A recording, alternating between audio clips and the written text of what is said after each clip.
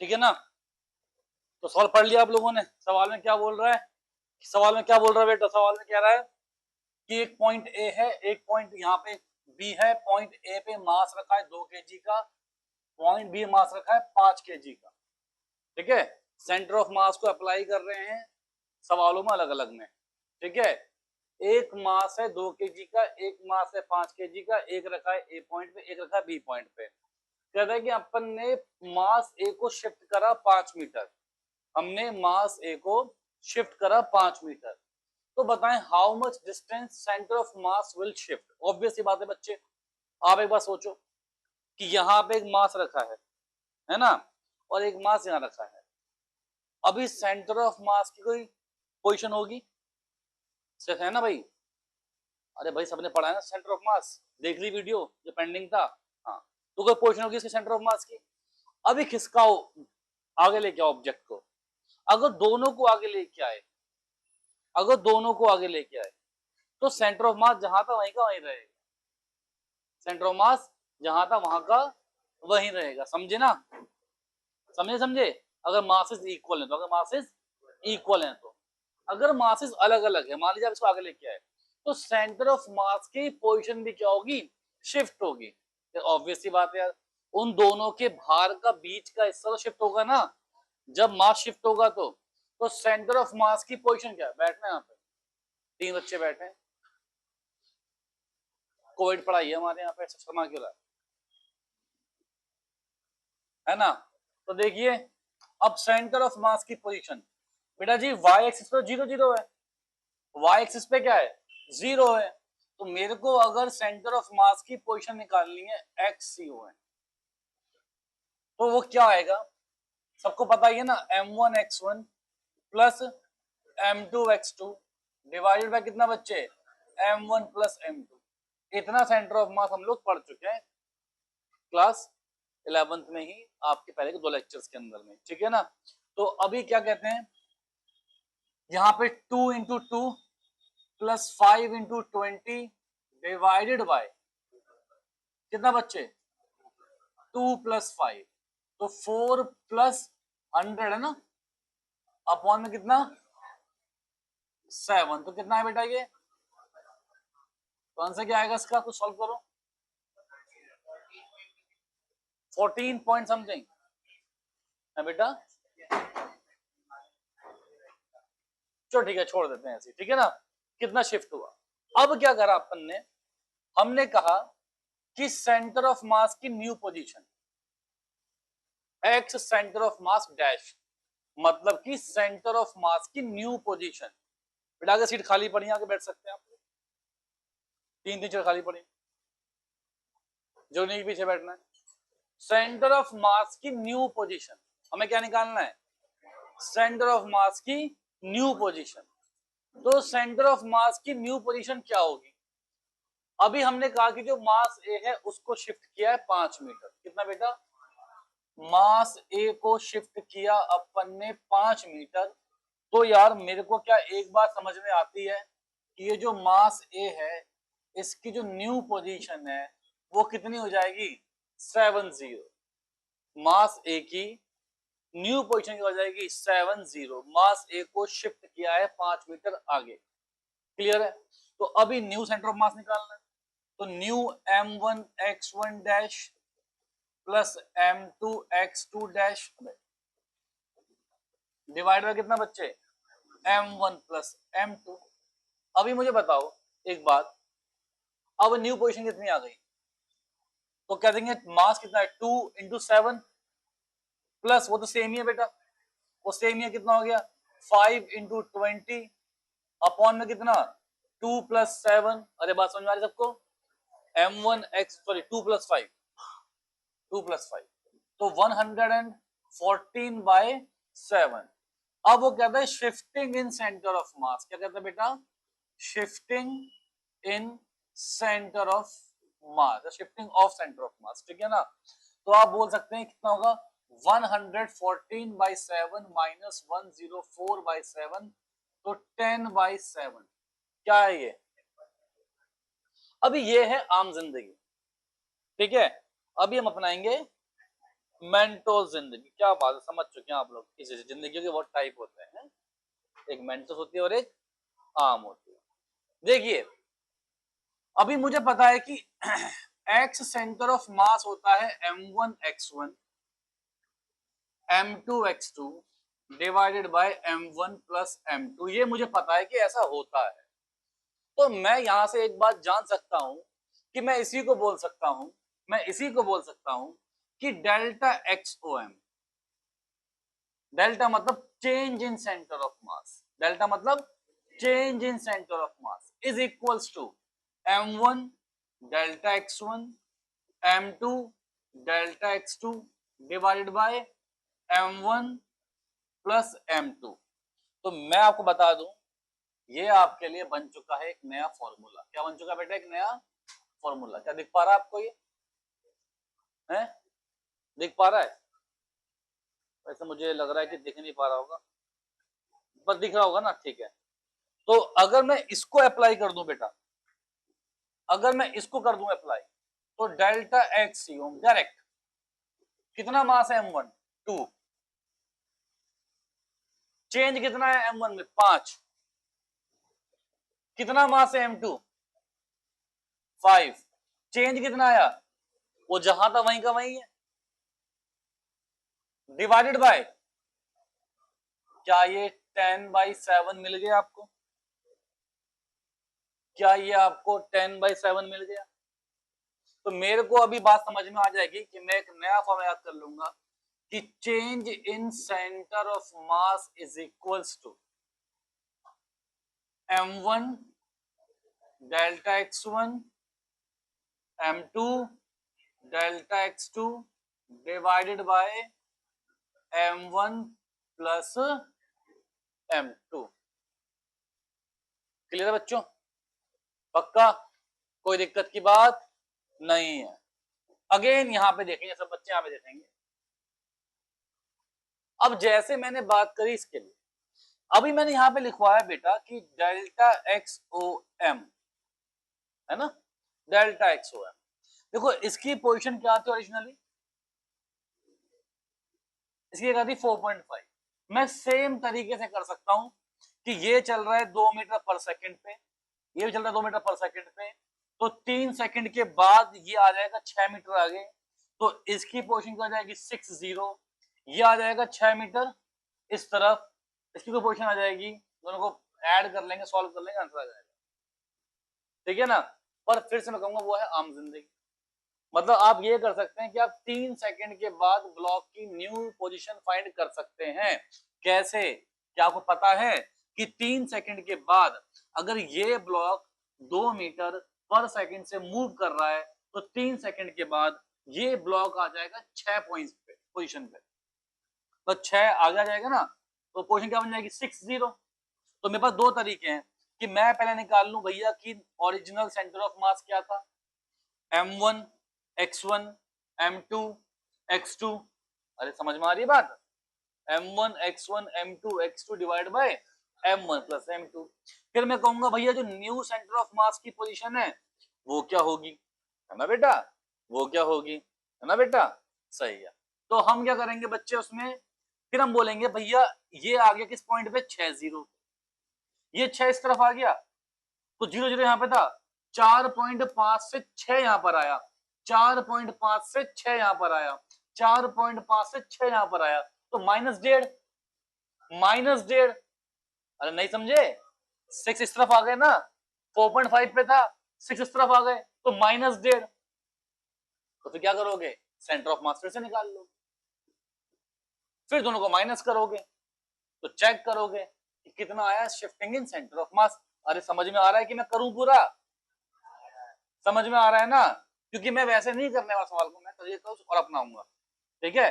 पर अगर आप देखें, आपको सिंपल तरीका अपनाना है, आपको कोई चीजें याद नहीं हो पाती नहीं नहीं, तो आप इतना काम कर सकते हैं कि 2 सेकंड के बाद, 3 सेकंड के बाद इसकी पोजीशन क्या होगी, 3 सेकंड के बाद इसकी पोजीशन क्या होगी, फिर नया सेंटर ऑफ मास निकाल लो, दोनों को माइनस कर दो, तो क्या आ जाएगा, शिफ्टिंग इन सेंटर ऑफ मास। पर मेरे को ना ऐसे करने की जरूरत नहीं, मेरे को भगवान ने दिमाग दिया है, शायद तुमको भी दिया है ना? मुझे ऐसा लग रहा है दिया है ना, अरे वाह प्रज्ञा भाई। तो m1 delta x1 by T, मैं ना बोथ साइड टी से डिवाइड कर देता हूँ, मैं बोथ साइड टी से डिवाइड कर देता हूँ। यहाँ पे कितना हो गया m1 प्लस m2। तो बेटा क्या मैं इसे बोल सकता हूँ change in position by time. किस किस को मालूम है कि वेलोसिटी होता है, change in position by time is velocity, है ना। अब ये वेलोसिटी किसकी, चेंज इन पोजीशन हो क्या रहा था। हाँ अभी देखो बेटा एक बात समझो, मेरी बात समझना, सेंटर ऑफ मास की आवश्यकता क्यों पड़ती है। जैसे कि लॉज ऑफ मोशन में आपने पढ़ा था कि आपने एक ब्लॉक पे फोर्स लगाया, पढ़ा था, है ना। अभी अभी मुझे पता है कि अगर वो मान लीजिए ब्लॉक तो बोला तो इसका मतलब है कि छोटा मोटा कोई ब्लॉक मान लिया, उस पर फोर्स लगा रहे हैं, वो घुमा घामा नहीं। मान लो अलमारी होती है लंबी सी, आप फोर्स लगाते, तो बेटा दो तरीके पॉसिबल थे, वो शिफ्ट भी हो सकती थी और वो पलटी भी मार सकती थी, है ना, बात समझ रहे हैं। तो अभी तक अपन लोगों ने जो भी आप देखें लॉज ऑफ मोशन में क्वेश्चंस करे थे, वहां कभी ब्लॉक की डायमेंशन नहीं दी हुई थी, वहां पे ब्लॉक की डायमेंशन नहीं दी हुई थी। कहीं नहीं कहा था कि ब्लॉक की लेंथ इतनी है, ब्रेड्थ इतनी है, मास इतना है, ऐसा कहा था कहीं पे, कहीं नहीं कहा था। बस मास कहा, फोर्स लगा दिया।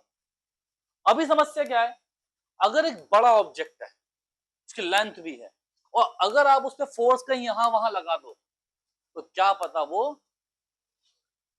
पलट जाए, उस पर टॉर्क आ जाए। अभी हम पढ़ेंगे टॉर्क को बाद में, अच्छे से पढ़ेंगे टॉर्क को, पर क्या पता उसमें टॉर्क आ जाए, ठीक है ना। तो आपको एक बात मेरी याद रखनी है कि सेंटर ऑफ मास, जब आप किसी बड़े ऑब्जेक्ट के बारे में पढ़ते हैं तो आप ये बात करते हैं कि जैसा उसका सेंटर ऑफ मास शिफ्ट करेगा, because centre of mass is a point where whole mass is supposed to be concentrated. तो अपन ऐसा मानते हैं कि उस पॉइंट पे जो मास है वो पूरा का पूरा कंसंट्रेट है, तो जैसे वो पॉइंट बिहेव कर रहा है वैसे ही मास बिहेव कर रहा है। अरे समझ नहीं समझ रहे, पक्का ना।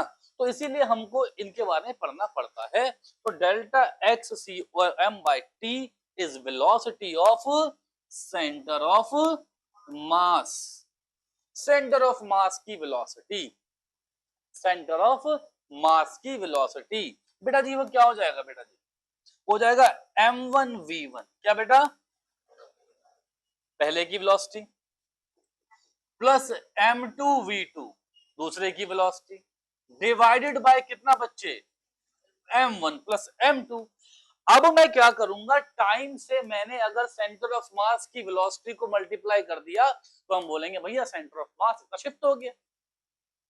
ऊपर क्यों नहीं किया, वेलोसिटी दी नहीं हुई थी, ऊपर क्या दिया हुआ था, चेंज इन पोजीशन, तो मैंने क्या लगा दी, चेंज इन पोजीशन। यहाँ पे क्या दिया हुआ, वेलोसिटी, तो यूज में किसका करा, वेलोसिटी का।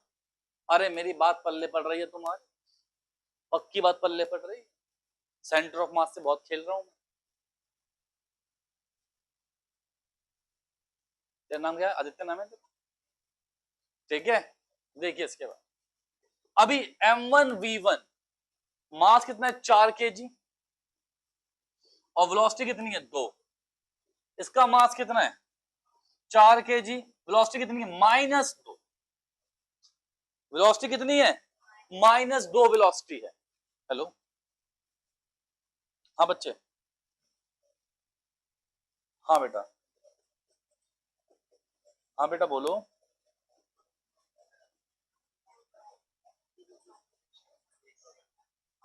हेलो, हेलो, हेलो,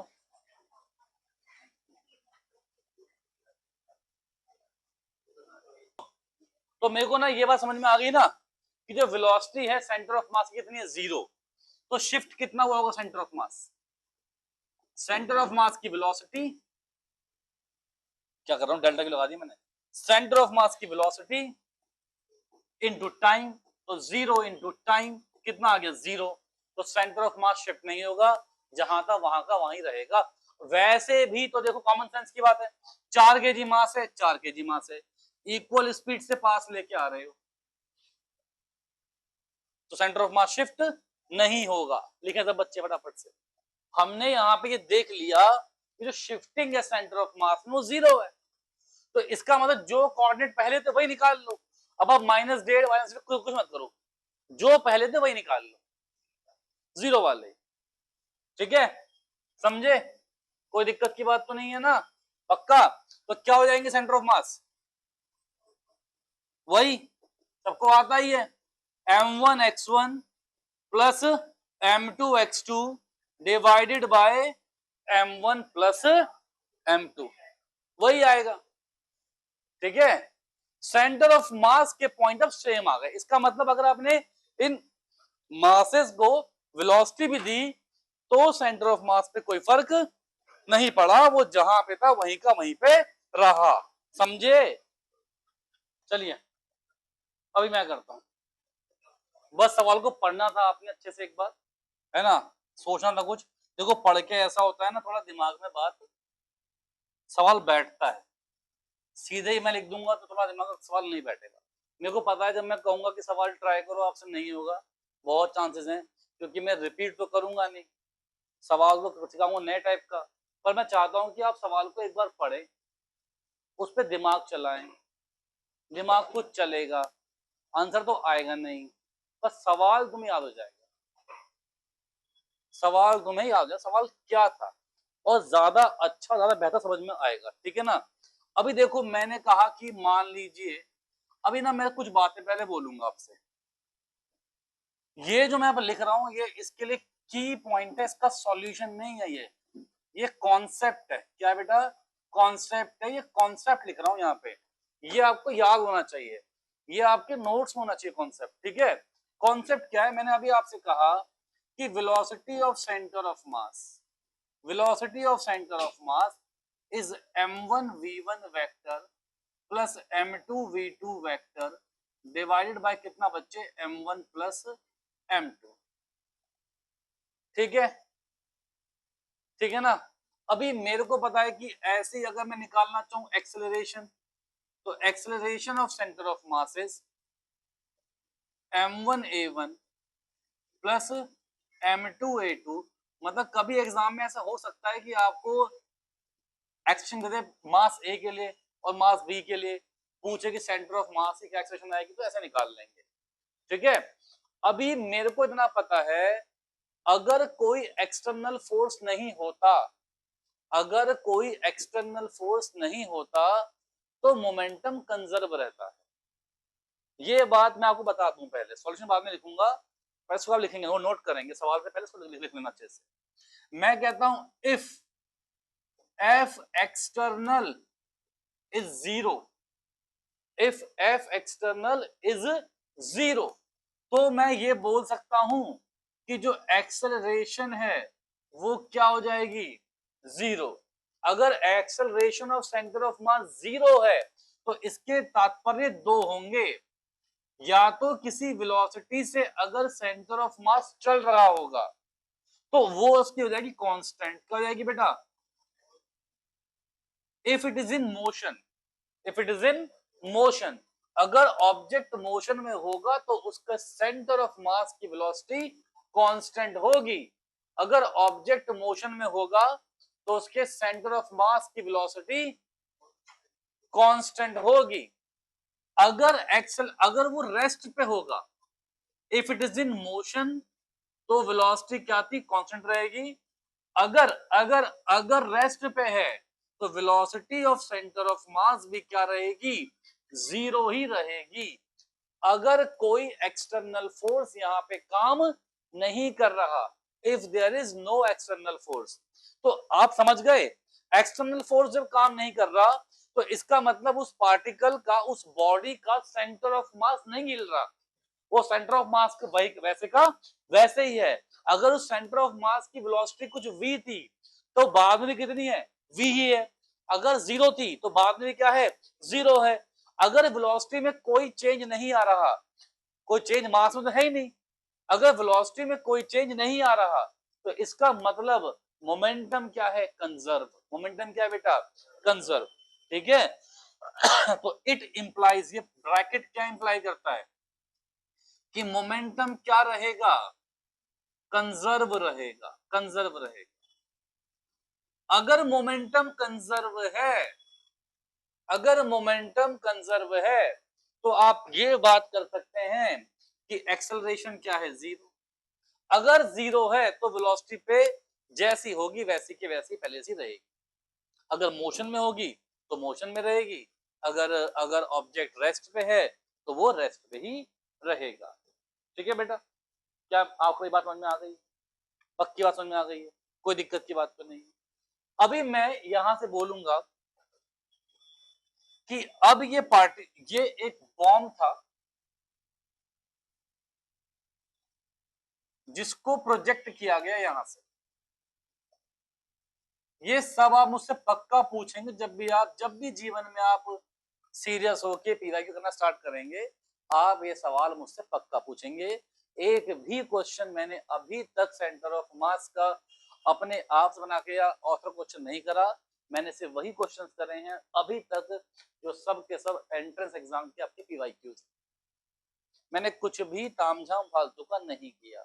मैंने हाँ हर टाइप का एक सवाल किया ताकि आपको आ जाए कॉन्सेप्ट। क्या आ जाए? ताकि आपको कॉन्सेप्ट आ जाए। ठीक है, समझ गए? तो अब देखिए बेटा, अब क्या हुआ, ये बॉम्ब जो था ये एक्सप्लोड हुआ।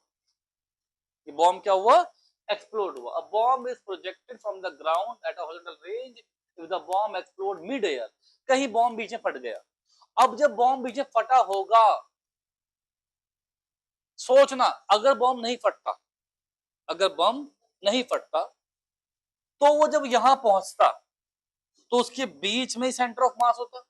तो मैं कह देता कि यार centre of mass, centre of मास ने दूरी कितनी कवर करी, वो कहां पे पहुंच गया?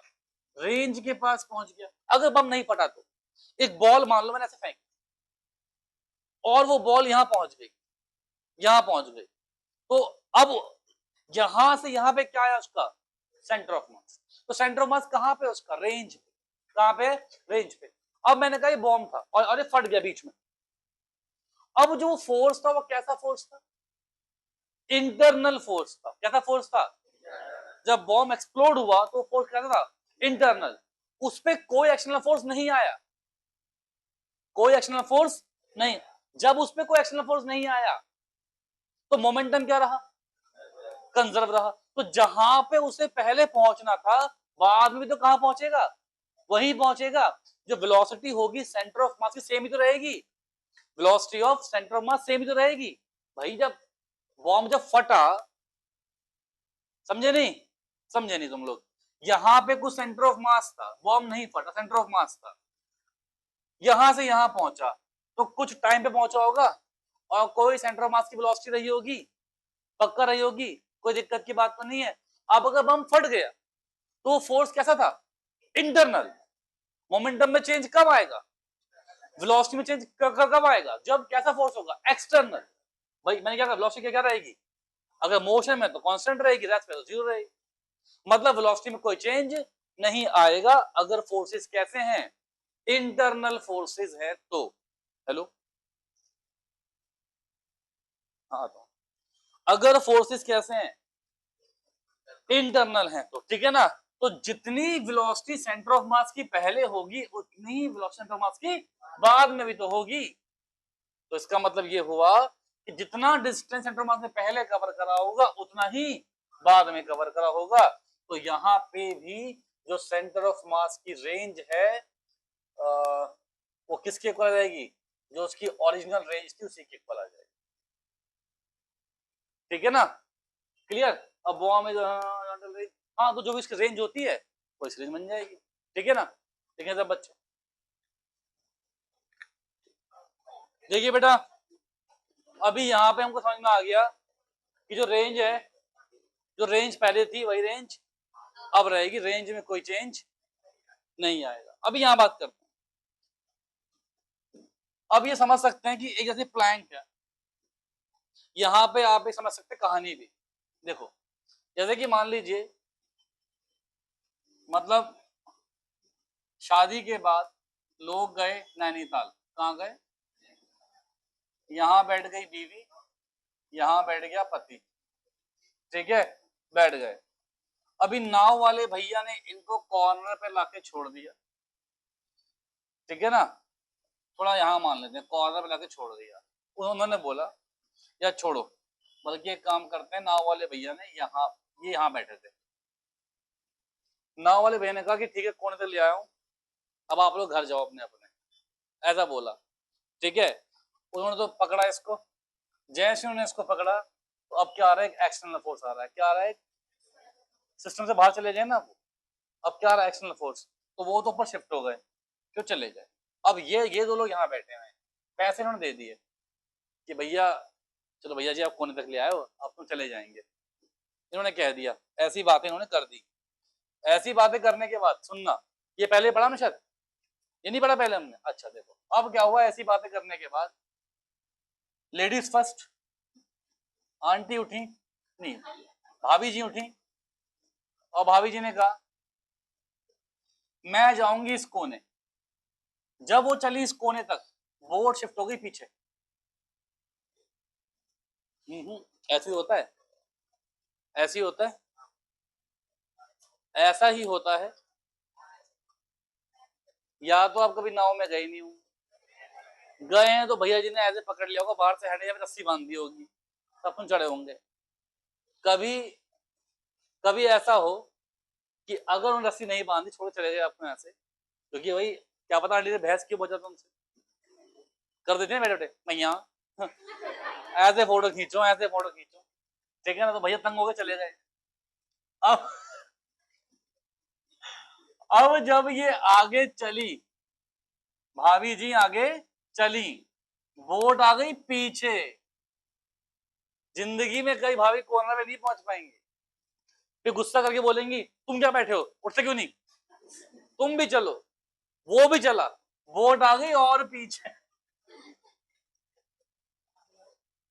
अभी समझे, अभी समझना है क्या, ये सब एक सिस्टम का पार्ट हो गया। ये कहानी के बाद इस कहानी का सार समझेंगे, ये सब कुछ एक सिस्टम का पार्ट हो चुका है, हो गया सिस्टम का पार्ट। अब सिस्टम का पार्ट है, तो इसका मतलब ये हुआ कि इस पे जब ये यहाँ पे चल रहे हैं, ये गुत्तम गुत्ती कर रहे हैं, घुसना जो चला चला रहे हैं इसमें, ये जब तक यहाँ बैठे हैं, ये इस बोट पे हैं, ये सिस्टम का पार्ट है। क्या है ये, सिस्टम का पार्ट, ठीक है, समझ गए। अब मोमेंटम क्या रहेगा, कंजर्व रहेगा।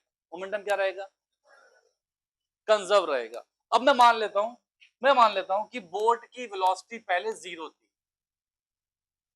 कपल की वेलोसिटी भी पहले क्या थी, 0 थी, ठीक है, तो मोमेंटम पहले कितना आ गया, 0 आ गया। बाद में क्या हुआ, बाद में क्या हुआ, आफ्टर गिविंग पैसा, ठीक है, अब कपल की कुछ वेलोसिटी आ गई, कपल की कुछ वेलोसिटी v आ गई, क्या आ गई, वो v से आगे गए। अब बोट की वेलोसिटी कुछ u मान लेता हूं, क्या मान लेता हूं, u। तो बोट का मास इनटू बोट की वेलोसिटी प्लस कपल का मास, कपल की वेलोसिटी, ये कितना होगा, 0, क्योंकि मोमेंटम पहले क्या था, 0। तो अगर वेलोसिटी, अब वेलोसिटी क्या जाएगी बोट की, माइनस क्या हो रहा है, डायरेक्शन क्या हो रही है, अपोजिट। मोमेंटम कंजर्व रहेगा, जब ये कपल आगे आएंगे तो बोट कहां जाएगी, पीछे। मोमेंटम क्या रहेगा, कंजर्व रहेगा। मोमेंटम क्या रहेगा, क्यों रहा, क्योंकि सिस्टम के अंदर अगर मूवमेंट हो रही है तो मोमेंटम में कोई चेंज नहीं आना चाहिए, तो मोमेंटम वही रहे, मोमेंटम वही रहे, मोमेंटम वही रहे।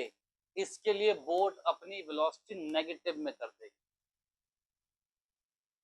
क्या आपको ये बात समझ में आई, मोमेंटम वही रहे, इसके लिए बोट अपनी वेलोसिटी नेगेटिव में कर देगी। क्या आपको ये बात समझ में आ गई, मुझे बताइए,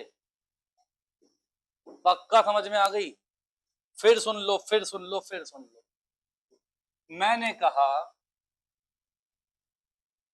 कि कपल का मास कुछ m से हमने डिनोट कर दिया, और उन्होंने कुछ वेलोसिटी गेन करी होगी, तो बोट ने भी कुछ वेलोसिटी गेन करी होगी। पर इन दो का सम कितना आना चाहिए, 0 आना चाहिए, क्योंकि इनिशियली बोट भी रेस्ट पे थी और कपल भी किस पे थे, रेस्ट पे थे। समझ गए, समझ गए ना। तो मोमेंटम कंजर्व रहे, मोमेंटम कंजर्व रहे, तो इसके लिए हम क्या देखेंगे कि जो v है वो किस में आ जाएगा, नेगेटिव में, मतलब in opposite direction of, in opposite direction of movement of couple. तो कपल आगे को आए तो बोट कहां चले गई, पीछे को चले। समझ गए। अब दो केस बन सकते थे भैया, अगर ये मान लीजिए प्लैंक है, इस प्लैंक पे एक आदमी है, क्या इस प्लैंक पे एक आदमी है, इस प्लैंक पे, ठीक है, समझ पा रहे हैं। ये इसका भी कुछ मास है, इसका भी कुछ मास है, इस सिस्टम का कुछ सेंटर ऑफ मास, क्या इसका सेंटर ऑफ मास है, क्या इसका सेंटर ऑफ मास। बात समझ रहे हैं आप, पक्का समझ रहे हैं, बातें गहरी चल रही हैं आज, ठीक है ना। तो दिमाग टफ तो नहीं लग रहा आप लोगों को, है कुछ समझ में आ रहा है ना, ठीक है। सेंटर ऑफ मास जो है, आप देखेंगे कि मैंने अभी आपसे कहा ये पहले सिस्टम रेस्ट पे था, किस पे था, सिस्टम रेस्ट पे था, तो सेंटर ऑफ मास की वेलोसिटी भी क्या होगी, क्या होगी, अरे होगी कि नहीं होगी, 0। सेंटर ऑफ मास की वेलोसिटी क्या होगी, अरे पक्का, पक्की बात है, कोई दिक्कत की बात तो नहीं है। मैं जो कह रहा हूं अगले सवाल से पहले आपको उसे ऊपर हिंदी में लिख लेना कि ये ब्लैंक रेस्ट पे था, जब प्लैंक रेस्ट पे था तो सिस्टम, तो सेंटर ऑफ मास भी किस पे होगा, अगर प्लैंक मोशन पे होता तो इसके पास 0 नहीं होती, प्लैंक रेस्ट पे था तो सेंटर ऑफ मास की वेलोसिटी भी क्या होगी, 0 होगी। तो सेंटर ऑफ मास, अब कोई बाहरी फोर्स तो लगा नहीं, कोई बाहरी फोर्स तो लगा नहीं, तो सेंटर ऑफ मास की वेलोसिटी जो पहले थी अभी भी वही रहनी चाहिए, क्या रहनी चाहिए, 0 ही रहनी चाहिए। पक्की बात है, कोई समस्या की बात तो नहीं है, पक्का बेटा। सेंटर ऑफ मास 0 ही रहनी चाहिए। सेंटर ऑफ मास की वेलोसिटी अगर 0 है तो मैंने अगर इसको टी से इंटू करा होता तो मुझे मिलता कि कितना शिफ्ट हुआ centre of mass, centre of mass की वेलोसिटी को टाइम से इंटू करा तो मुझे क्या मिला, कितना शिफ्ट हुआ सेंटर ऑफ मास। अब ये 0 है तो सेंटर ऑफ मास की शिफ्टिंग भी क्या होगी, 0 होगी। तो जो उतनी बात मैंने मोमेंटम के लिए कही थी कि अगर, तो मैं ये भी कह सकता हूं कि अगर ये सिस्टम रेस्ट पे था, ये आदमी आगे गया तो प्लैंक पीछे आया, ये आदमी आगे गया तो प्लैंक पीछे आया, ताकि सेंटर ऑफ मास वहीं का वहीं रहे। समझे नहीं,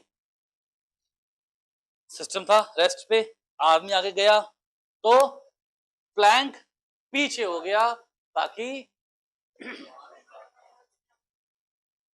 समझ गए मेरी बात को, पक्का समझ गए, इसको लिख लो हिंदी में, है ना।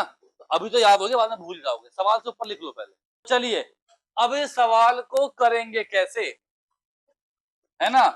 अभी मैंने क्या कहा कि सेंटर ऑफ मास में कोई चेंज, तो क्या आप लिख सकते हैं कि डेल्टा एक्स सेंटर ऑफ मास 0, क्या लिख सकते हैं आप लोग, तो डेल्टा एक्स, आपको बताया ना मैंने, अभी ये रेस्ट पे था सिस्टम, किस पे था, रेस्ट पे, तो velocity of centre of mass क्या होगी, 0 होगी। तो इसका मतलब delta X is equal to delta, sorry, velocity of centre of mass into time, वो भी किस पे होगा, 0 हो जाएगा। तो इसका मतलब change in centre of mass position क्या होना चाहिए, 0 होना चाहिए। क्या मेरे को ये बात समझ में आती है, बहुत ही महत्वपूर्ण बात है, जबरदस्त बात, बहुत ही महत्वपूर्ण बात, ठीक है ना। अभी मेरे को ना इतना पता है कि थ्योरी पढ़ना बड़ा आसान होता है भाई साहब, अप्लाई करना बड़ा मुश्किल है सवालों के अंदर, तो इसलिए अपन लोग क्या करते हैं, मैक्सिमम क्वेश्चंस में अप्लाई करते हैं, ठीक है, तभी क्लियरिटी आती है। अभी डेल्टा एक्स क्या हो गया भैया, 0 सेंटर ऑफ मास। तो यार क्या मैं ऐसा बोल सकता हूं, तो कभी भी सवाल आ जाए, एक सवाल नीट में आया था, ये पूछा गया था कि ये प्लैंक है, इस पे एक आदमी खड़ा है और ये इस एंड से उस एंड पे गया, तो बताओ कि सेंटर ऑफ मास की पोजीशन में क्या चेंज आया? जीरो। क्या चेंज आया? जीरो। ठीक है, मैं जो आंसर निकालूंगा वो सेंटर ऑफ मास का चेंज नहीं है, वो तो है कि सेंटर ऑफ मास वहीं का वहीं रहे, सेंटर ऑफ मास वहीं का वहीं रहे। इसके लिए ब्लॉक कितना शिफ्ट हुआ होगा, समझ गए? अब मैं अगर एक ब्लॉक पे चला, समझो मैं चल के तुम्हें दिखा रहा हूं, है ना, तो अगर मैं चला एक ब्लॉक पे तो आप क्या समझ रहे हैं, वो ब्लॉक कहां जाएगा? पीछे जाएगा। देखो अगर मैं फ्रिक्शन दे दूंगा तो फिर तो काम खत्म हो जाएगा, फिर तो आ जाएगा एक्सटर्नल फोर्स, फिर तो क्या आ जाएगा? यहां पे नहीं दिया फ्रिक्शन तो कोई एक्सटर्नल फोर्स है ही नहीं। मैं चला प्लैंक पे तो प्लैंक पीछे को हुआ होगा ना, मान लीजिए प्लैंक शिफ्ट हुआ है एक्स, कितना? एक्स। मान लीजिए प्लैंक पीछे एक्स शिफ्ट हो गया, है ना, तो एक्स क्या बेटा? Shifting of plank. Plank shift हुआ है एक्स, यार अगर प्लैंक एक्स शिफ्ट हो गया पीछे तो ये आदमी कितना चला होगा? तो ये आदमी चला होगा कितना? 12 माइनस एक्स। भाई लेंथ पूरी कितनी थी? 12। एक्स शिफ्ट हो गया प्लैंक, तो चलना कितना पड़ा इसे? क्लियर? तो अभी मेरे को पता है कि delta X C O M is equal to m1 delta x1, सीखा हमने, सीखा था, m2 delta x2 divided by m1 plus m2।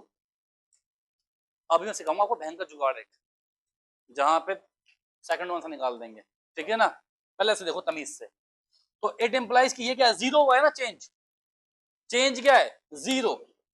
तो m1 delta x1 plus m2 delta x2 upon में m1 प्लस m2, भैया यहां पे इनटू करा तो मैंने क्या कहा? m1। अब डेल्टा x1, मान लो m1 क्या है? लड़के का मास। किसका मास है? लड़के का मास। 50 आ गया, कितना आ गया बेटा? 50। वो चला कितना?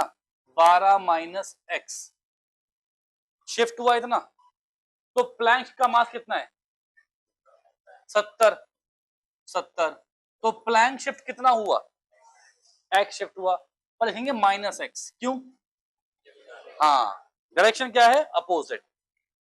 यहां पे क्या आएगा? इक्वल टू पूरा जीरो, तो जाएगा 600 माइनस 50x माइनस 70x बराबर जीरो। तो कितना बेटा? 600 बराबर कितना? 120x। यहां से x कितना आ गया बेटा?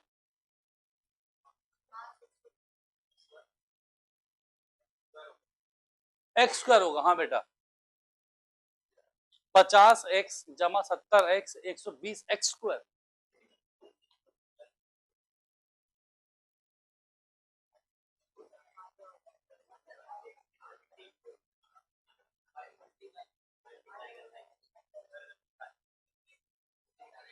भाई देख के बोला, वरना कुट सकता मुझसे कभी भी। अच्छा तो ये इसे कह रहा है क्या? भाई ये मल्टीप्लाई है भाई,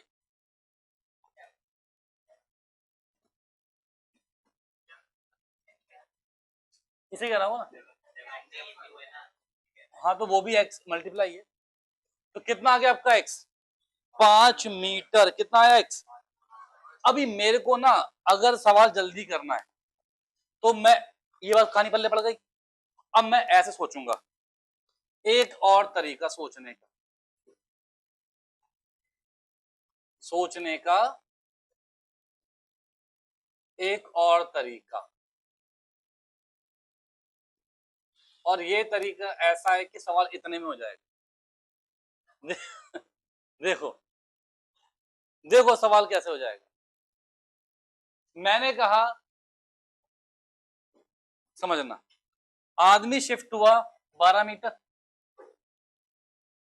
सोचना ऐसे, आदमी शिफ्ट हुआ 12 मीटर, 50 × 12, और पूरा सिस्टम शिफ्ट हुआ x मीटर। आदमी शिफ्ट हुआ 50 मीटर, देखो लॉजिकली क्या मैंने पूरा कर दिया, है ना। अभी ऐसे सोच सकते हैं, आदमी शिफ्ट हुआ, यहां से आ गया 12 मीटर, तो प्लैंक आया होगा। तो पूरा सिस्टम शिफ्ट हुआ। सिस्टम कितना है? 70 जमा 50, 120 इंटू एक्स, तो 600 बट्टे 120, 5।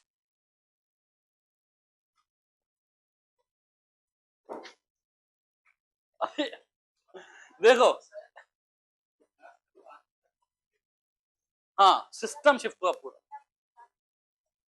अगर वो यहां से आ गया तो वो सिस्टम पीछे आया होगा।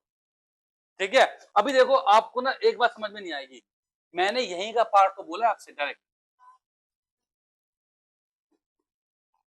थोड़ा सा गौर करो। 50 इंटू 12, आदमी शिफ्ट हुआ 12 मीटर, सिस्टम पूरा शिफ्ट हुआ x मीटर, है ना। जैसे कि मैं आपसे कह दूं, फिर से सवाल देता हूं आपको मैं, ऐसे देखो मिनटों में, सेकंडों में करेंगे, उधेड़ देंगे सवालों को। आदमी का मास है 60 किलो, प्लैंक है 100 किलो, दूरी है 320 मीटर, कितनी है? बढ़ा दी दूरी, ठीक है ना। प्लैंक, ज्यादा बड़ा प्लैंक नहीं हो गया ये? ज्यादा बड़ा प्लैंक कर दिया मैंने तो ये, है ना। 100 में होगा, 10 ही मान लो, 16 मीटर मान लो, चलो ऐसे मान लो, ठीक है ना। तो अभी क्या हुआ, आदमी शिफ्ट हुआ 16 मीटर और पूरा सिस्टम शिफ्ट हुआ कितना? x metre. तो प्लैंक शिफ्ट कितना हुआ होगा? समझ गए? अभी मैं आपसे सवाल ऐसे बोल सकता हूं कि यहां पे एक आदमी 100 किलो का था, ये पॉइंट ए, यहां पे एक आदमी 20-50 किलो का था, ये पॉइंट बी, पॉइंट ए और पॉइंट बी। सवाल सुन लो भाई साहब, सवाल सुन लो, सवाल सुन लो, सवाल सुन लो प्लीज। ये आदमी पॉइंट ए से पॉइंट बी पे गया, ये आदमी पॉइंट बी से पॉइंट ए पे आया, ये आदमी पॉइंट ए से पॉइंट बी पे गया, ये आदमी पॉइंट बी से पॉइंट ए पे आया। बताना कि प्लैंक कितना शिफ्ट हुआ हो? 0। तो पगलेटो, ये इसका मास 100 किलो है, इसका 50 किलो है। मुझे बताओ, तो सिंपल सी बात कहूंगा मैं, यहां से यहां कितना मास शिफ्ट हुआ? यहां से यहां कितना मास शिफ्ट हुआ? अबे यहां से यहां कितना मास शिफ्ट हुआ? 50 तो था ही, ये यहां पे गया, यहां पे गया, शिफ्टिंग कितने मास की हुई? कॉमन सेंस तुम में है कि नहीं है? 50 का हुआ ना, समझ गए ना। हाँ, तो 50 शिफ्ट हुआ x मीटर, इसे मान लो 10 मीटर, 50 शिफ्ट हुआ, और ये प्लैंक मान लो 100 किलो का, यही मान लो। तो 50 शिफ्ट हुआ x मीटर, 100 जमा 100 50, 250 शिफ्ट हुआ कितना? सॉरी, 50 शिफ्ट हुआ 10 मीटर, 250 शिफ्ट हुआ कितना? x metre. तो x कितना आ गया? 200। अबे 2 मीटर लिखा है, समझे? समझे सवाल को? तो जब भी सवाल ऐसे आ जाएंगे, आप क्या कर लें, ये तो समझने के लिए था, लॉजिकली स्कूलों में ऐसे ही करना होगा, पर हवाबाजी में करना होगा, आपको एंट्रेंस में ऐसे करके निकाल देंगे। दोनों सिखा दिए, स्कूल का भी और, देखिए बेटा, समझे? सब बच्चे लिख लें इसको।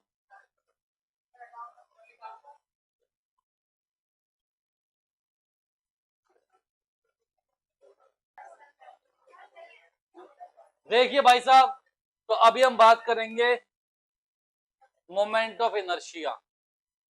अभी आज की क्लास में मैं इसके प्रूफ नहीं करने वाला, क्योंकि प्रूफ मैं ऐसा मानूंगा, मैं ऐसा मानूंगा कि ये जो प्रूफ हैं, ये पहले आप पता करेंगे। पक्का नहीं है? प्रूफ नहीं है कोर्स में?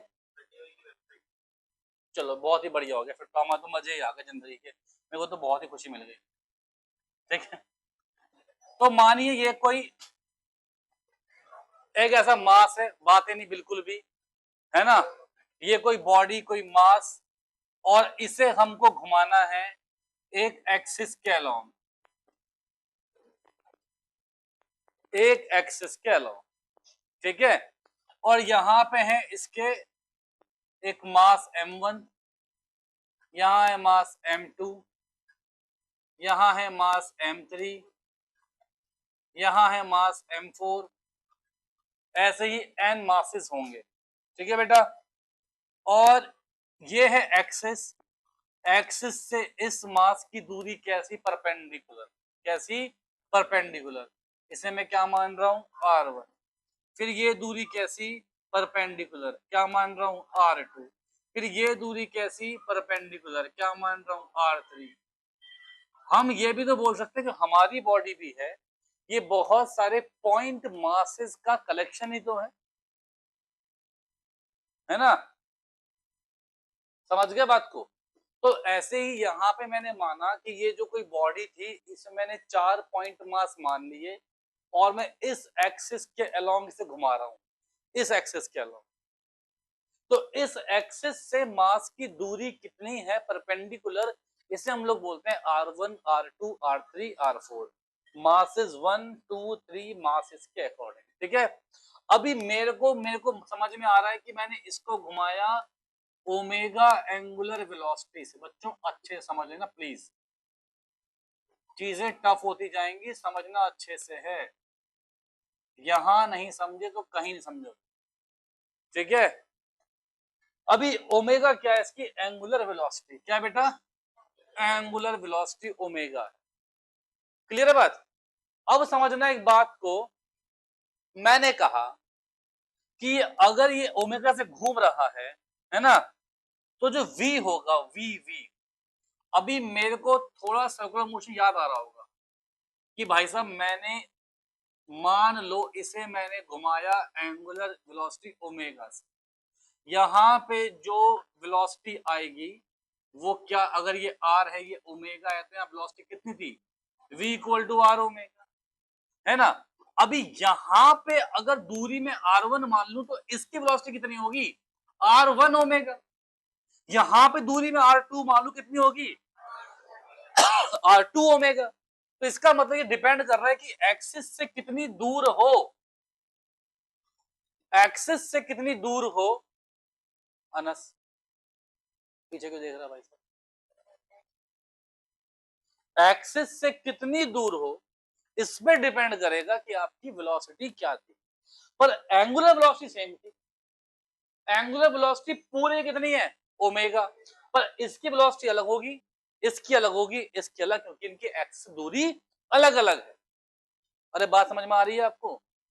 एंगुलर वेलोसिटी पूरे की सेम, मुझे पूरा घुमा दो, एंगुलर वेलोसिटी पूरे की सेम, ठीक है ना। पर अगर तुम देखोगे, मान लो तुम्हारा गाल मेरे हाथ के इस कोने पे पट करके पड़ा तो तेज लगेगा, पर यहां लगा हाथ तो कम तेज लगेगा, है ना। अरे पक्की बात समझ में आ रही तुम्हें, है ना। क्यों, ये एक्सिस ऐसे घूम रहा हूं मान लीजिए, तो ये हाथ की दूरी क्या है, ज्यादा है यहाँ के मास की दूरी, तो वेलोसिटी क्या हो गई, ज्यादा, चढ़ना पड़ेगा तेज, ठीक है ना। अगर मैं किसी को ऐसे मारूं तो कम लगेगी, ऐसे मारूं तेज लगेगी, समझ रहे हो। एंगल वेलोसिटी सेम रहेगी, दूरी, अरे समझे नहीं, साइंस, थप्पड़ दे साइंस, है ना। इधर तो दिखाऊं, पक्का समझ गए। तो मेरे को ना एक बात समझ में आ गई, मेरे को एक बात समझ में आ गई कि भाई साहब मैं हर एक मास के लिख दूं kinetic energy, kinetic energy for linear motion क्या होती है, हाफ mv²। क्या होती है, देखो बेटा मैं बता रहा हूं, हर बारीक बातें सुनना अच्छे से, ठीक है, क्लियर है। ये क्या हो गया, हाफ mv²। यार तो के ई क्या बन जाएगा, क्या, अब ये एक मास m1 है, लिख दू कुछ ऐसा। अच्छा अच्छा एक बात और, ये क्या होता है, मास क्या होता है, inertia. Linear trans linear motion के अंदर में हम लोग क्या बोलते थे कि इनर्शिया क्या है, मास, जितना मास उतना इनर्शिया, जितना मास उतना, क्या बात है बेटा, सही है, ठीक है। क्योंकि वहां पे अपन लोगों को ना टेंशन थी, डायमेंशन टेंशन थी नहीं, डायमेंशन में क्या दे रखा है क्या नहीं सोचते नहीं हम लोग, है ना। सिंपल क्या मतलब था, mass, kinetic energy equals to half mv², ठीक है। यहां से शुरू होती है रियल फिजिक्स एक्चुअली में। जो था पहले वो काल्पनिक था कि सबको क्या मान लिया, पॉइंट मास। ऐसा थोड़ी होता, यहां से मालूम पड़ेगा अब तुम्हें कलेश जिंदगी का, ठीक है। इसलिए भी बात सुननी है अच्छे से, वरना दिक्कत हो जाएगी। तो काइनेटिक एनर्जी बोल सकता हूं मैं हाफ m1v1 का स्क्वायर। ऐसे इसमें बहुत सारे मास हैं, मैं मान रहा हूँ 4 मास इसके बारे में हमारे। तो हाफ m1v1 का स्क्वायर, फिर कितना बेटा, हाफ m2v2 का स्क्वायर, फिर हाफ m3v3 का स्क्वायर, फिर हाफ m4v4 का स्क्वायर। अभी ना मेरे को ना एक बात समझ में आ रही है कि भाई साहब v1 इक्वल टू होगा r1 ओमेगा,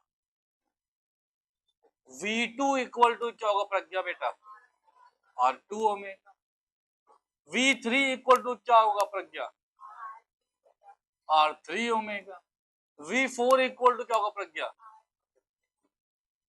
r4 ओमेगा का।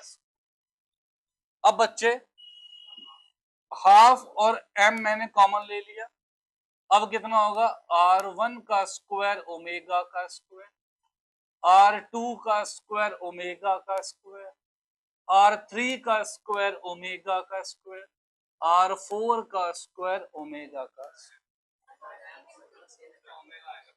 अच्छा sorry sorry sorry sorry sorry sorry sorry sorry, मैंने मास सबका सेम ले लिया क्या, सबका मास अलग है यार, मैंने पहले m दिखा ना बस, सॉरी।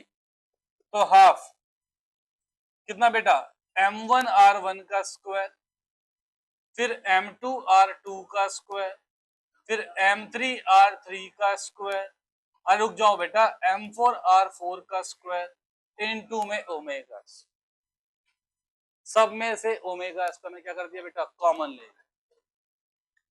अब अगर इसे कंपेयर करो, half half v square, motion था ट्रांसलेशनल तो वेलोसिटी v आ गई, यहां पे कैसा है रोटेशनल, तो क्या आ गई ओमेगा, क्या आ गई ओमेगा।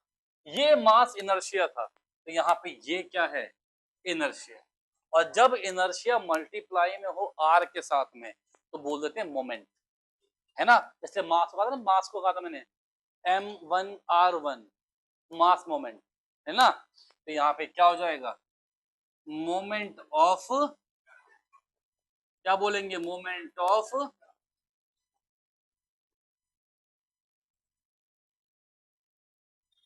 हाफ m1 r1 का स्क्वायर, m2 r2 का स्क्वायर, m3 r3 का स्क्वायर, m4 r4 का स्क्वायर, ये सब क्या है, मोमेंट ऑफ इनर्शिया। ये क्या है बेटा, मोमेंट ऑफ इनर्शिया। सब बच्चे बात समझ गए, क्लियर बात। अभी देखो, अभी देखो ऐसा, मैंने कहा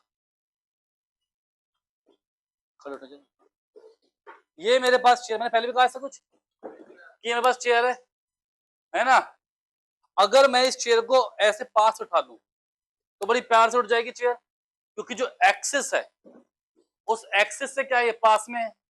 अभी अगर मैं दूर हूं, मैं अगर दूर हूं तो मुझे दिक्कत आएगी उठाने में इस चेयर को, दिक्कत आएगी। क्यों दिक्कत आएगी, दूरी बढ़ी तो इनर्शिया बढ़ गया, दूरी बढ़ी तो, दूरी बढ़ी तो, समझे। तो इसे हम क्या बोलेंगे, मोमेंट ऑफ इनर्शिया। आप खुद सोचें, एक रॉड है और वो रॉड में जो मास है वो पूरा यूनिफॉर्म डिस्ट्रीब्यूट है, और एक बार उसी रॉड पे मैक्सिमम मास कोने पे है, मैक्सिमम मास कहां पर है, कोने पे। तो उठाने में दिक्कत किसको आएगी तुम्हें, जहां मास कहां पर है, कोने पे मास, समझ गए। तो एक्सिस से दूरी जितनी बढ़ जाएगी उतना इनर्शिया, मोमेंट ऑफ इनर्शिया उतना बढ़ जाए। ठीक है बेटा, क्लियर है। चलिए, तो एक्सिस से दूरी, कैसी दूरी, परपेंडिकुलर, कैसी। तो अभी मैं सवालों के थ्रू इसको अच्छे से समझ जाऊंगा, कोई टेंशन की बात मेरे जीवन में नहीं रहेगी। तो मोमेंट ऑफ इनर्शिया डिपेंड करता है कि आप किस एक्सिस की बात कर रहे हैं, ठीक है ना। तो बेटा जी यहाँ पे मैंने पहला मास माना, बेटा आज उमस ही बहुत ज्यादा है, उसे मत देखो, बेचारी कोई गलती नहीं, ठीक है। यहाँ देखो पहला मास, दूसरा मास, तीसरा मास, चौथा मास,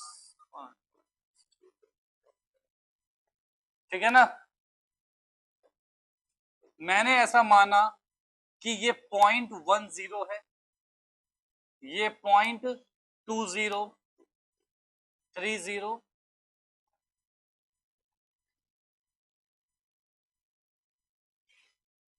ठीक है बेटा, सही है। और जो मास है वो कितना है, 1 kg, 2 kg,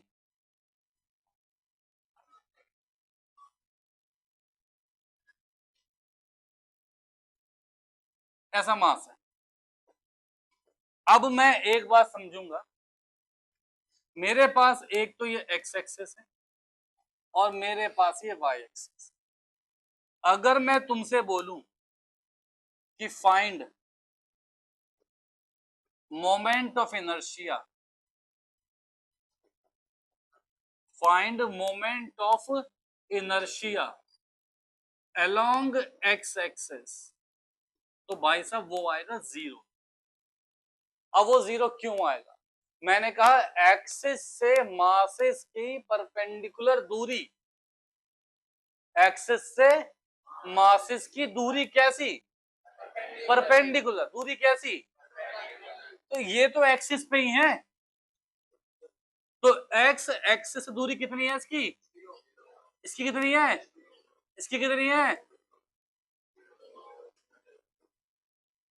समझे, पक्की बात है, कोई दिक्कत की बात नहीं है, कोई समस्या की बात नहीं है, सब पल्ले पड़ रही है बात, बहुत ही अच्छी बात है, ठीक है ना।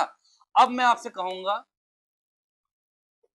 मोमेंट ऑफ इनर्शिया निकालना है आपको, मोमेंट ऑफ इनर्शिया निकालना है आपको along Y axis, along Y axis. तो अब ये वाई एक्सिस है, तो जब मास क्या था 1 kg, तो दूरी कितनी थी 1, तो एम आर का स्क्वायर, क्या बेटा, एम आर का स्क्वायर। अरे समझ में आ रही है बात, पक्का, क्या ये मोमेंट ऑफ इनर्शिया, सही, प्लस फिर कितना मास है, तो 2 इंटू, फिर कितना मास है 3 इंटू, फिर कितना मास है,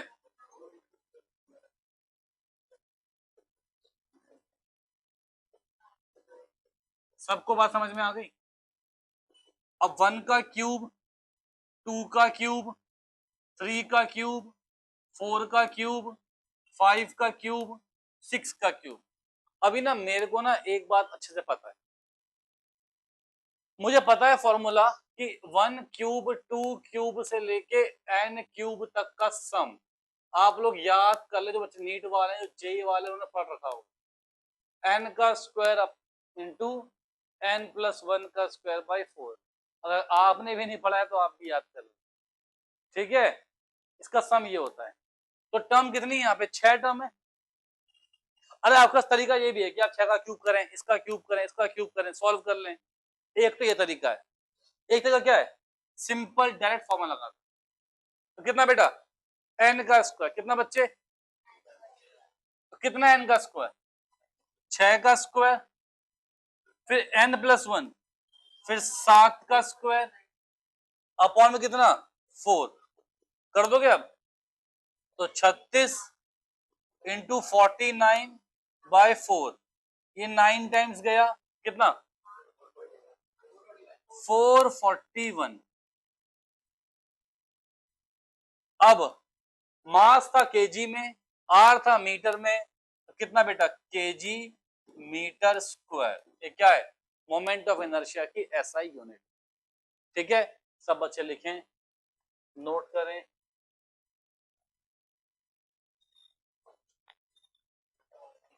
देखिए बेटा, समझिए, अभी मैं आपको थोड़ा सा सिखा देता हूं, उसके बाद आपको प्रूफ तो करने हैं नहीं। अभी जो हमने मास देखा, वो डिस्क्रीट मास सिस्टम था। क्या था बेटा? डिस्क्रीट। ये आपको सिखा चुका हूं पहले ही, मतलब क्या होता है डिस्क्रीट का और क्या होता है कंटिन्यूअस का, ठीक है ना। तो अब मैं मान लेता हूं मेरे पास एक रिंग है, ये एक रिंग है और ये है एक्सिस ऑफ रोटेशन। क्या है? Axis of rotation. तो ये बात ध्यान रखिएगा, जो जो मोमेंट ऑफ इनर्शिया है, जो मोमेंट ऑफ इनर्शिया है, मोमेंट ऑफ इनर्शिया डिपेंड करता है, डिपेंड्स ऑन, पहला एक्सिस ऑफ रोटेशन, आप किस एक्सिस से घुमा रहे हैं इस पे डिपेंड करता है कि मोमेंट ऑफ इनर्शिया क्या आने वाला है, ठीक है। दूसरी बात, मोमेंट ऑफ इनर्शिया डिपेंड करता है मास पे, किस पे बेटा? मास पे। तीसरी बात, मास डिस्ट्रीब्यूशन, किससे बेटा? मास डिस्ट्रीब्यूशन, मास को कैसे डिस्ट्रीब्यूट किया गया। अभी आपको मैंने एग्जांपल दिया था कि अगर मैं पूरा मास लगा दूं एंड पे तो इनर्शिया ज्यादा है, मास डिवाइड कर दूं यूनिफॉर्मली तो इनर्शिया कम है, अगर मास रहे आपके हाथ के पास में तो इनर्शिया कम रहेगा, दूर है तो ज्यादा रहेगा। तो डिपेंड करता है कि मास को डिस्ट्रीब्यूट कैसे किया गया है और मास कितना है, ठीक है। मोमेंट ऑफ इनर्शिया डिपेंड नहीं करता किस पे? Moment of inertia not depends on, किस पे डिपेंड नहीं करता? एंगुलर वेलोसिटी पे,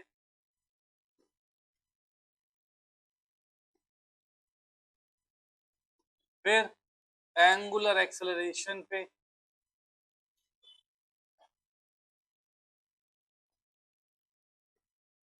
फिर एंगुलर मोमेंटम पे,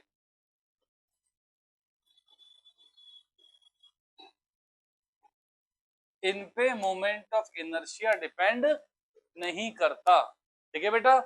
सब बच्चे बात समझ गए? पक्का?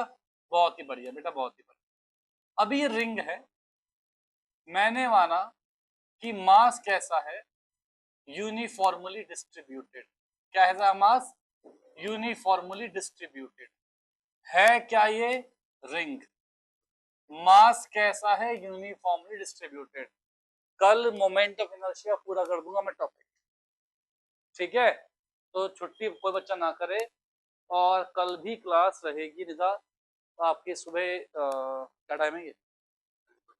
10:45 से 1:15 तक, ठीक है।